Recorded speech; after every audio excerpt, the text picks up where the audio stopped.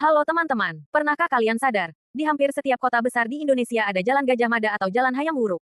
Tapi, coba main ke Bandung atau kota lain di Jawa Barat. Kenapa nama itu hampir mustahil ditemukan di sana? Hari ini kita akan membedah luka sejarah 600 tahun lalu yang membuat nama Mahapati legendaris ini menjadi tabu di tanah Sunda. Sumpah Palapa vs Kedaulatan Sunda. Gajah Mada memiliki Sumpah Palapa untuk menyatukan Nusantara di bawah Majapahit. Kerajaan Sunda saat itu adalah kerajaan yang berdaulat dan enggan tunduk begitu saja. Bagi masyarakat Sunda, Sumpah Palapa dipandang sebagai ancaman ekspansi, bukan sekadar penyatuan. Hal inilah yang menjadi pemicu utama tragedi Pasunda Bubat 1357 Masehi. Rencana pernikahan. Raja Hayam Wuruk ingin menikahi putri dari kerajaan Sunda, Dyah Pitaloka Citra Resmi, atas dasar cinta bukan penaklukan. Gajah Mada melihat ini sebagai peluang politik. Ia menuntut agar Dyah Pitaloka diserahkan sebagai tanda menyerah, upeti, bukan sebagai calon permaisuri yang setara. Berdasarkan kutipan dari Kidung Sundayana Perspektif Sunda, kutipan ini menggambarkan harga diri orang Sunda yang tidak mau tunduk begitu saja meski dikepung. Lebih baik mati dalam peperangan, gugur sebagai ksatria, daripada harus hidup namun menjadi bawahan dan menyerahkan putri kami sebagai tanda takluk. Kehormatan Pasundan tidak bisa dibeli dengan nyawa, sehingga terjadilah pertempuran berdarah. Pihak Sunda merasa dihina. Terjadilah perang tidak seimbang di lapangan Bubat. Seluruh rombongan kerajaan Sunda gugur, termasuk sang putri yang melakukan bela pati, bunuh diri demi kehormatan. Kenapa dampaknya terasa sampai sekarang? Kutipan dari para raton Perspektif Majapahit. Kutipan ini menunjukkan bagaimana peristiwa tersebut menjadi titik jatuhnya karir Gajah Mada. Maka setelah peristiwa di Bubat itu, Sang Mahapati Gajah Mada mendapatkan kecaman dari para menteri dan keluarga kerajaan.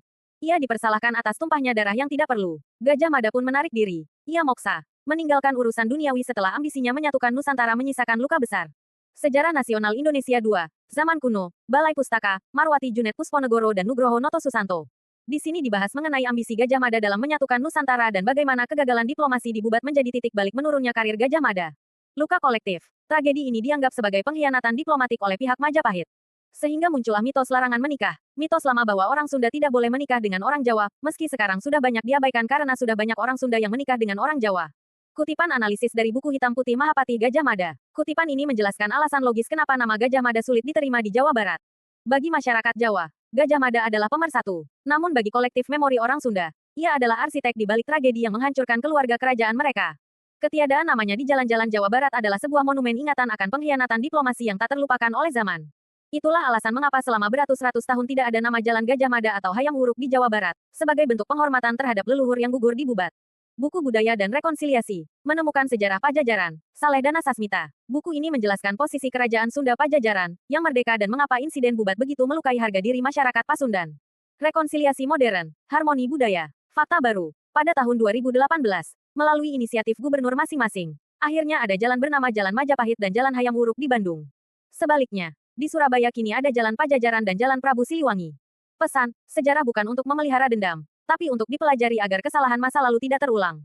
Jadi, ketiadaan nama Gajah Mada di Jawa Barat bukan sekadar masalah teknis, tapi soal rasa hormat terhadap martabat sebuah bangsa. Bagaimana menurut kalian? Apakah rekonsiliasi lewat nama jalan sudah cukup menghapus luka lama? Tulis pendapat kalian di kolom komentar dan jangan lupa subscribe.